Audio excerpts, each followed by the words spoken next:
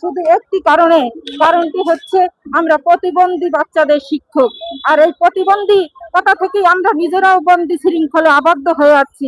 আমাদেরকে আপনি মুক্ত করে দেন। অর্থনৈতিক জাতাকলে আমরা বারবার পেষিত হচ্ছি। এই জাতাকল থেকে আমাদেরকে একটু মুক্তি দেন। আমরা আমাদের স্বীকৃতি চাই, এমপিও চাই। আমাদের এই এমপিওর কারণে আমরা অর্থনৈতিকভাবে স্বাবলম্বী হব। যখন একটি জনগোষ্ঠী অর্থনৈতিকভাবে স্বাবলম্বী হয়, সে সার্বিক উন্নতির শিখরে পৌঁছাতে পারে। আমরা আজকে পিছিয়ে পড়েছি।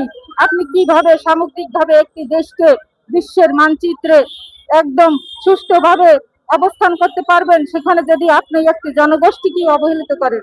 আমাদের এই জনগোষ্ঠীর প্রায় 15% যারা প্রতিবন্ধী বিশেষ চাহিদা সম্পন্ন শিশু, ওদেরকে আপনি নিয়েই আগাতে হবে। আপনি একটি জনগোষ্ঠীকে ব্যতীত রেখে কোনোদিন সার্বিক উন্নয়ন করা সম্ভব না।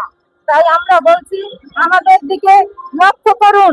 আপনার প্রতিবন্ধী বাচ্চাদের টিচারেরা আজকে রাজপথে কেন বারবার আন্দোলন করে 23তম সংখ্যায় এসে দাঁড়িয়েছে?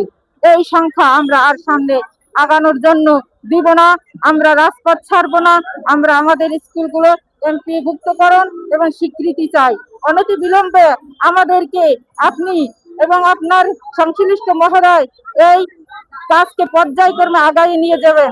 এজন্য আমরা সার্বিকভাবে সকলের সহযোগিতা কামনা করছি। এই বলে আমি আমার সংক্ষিপ্ত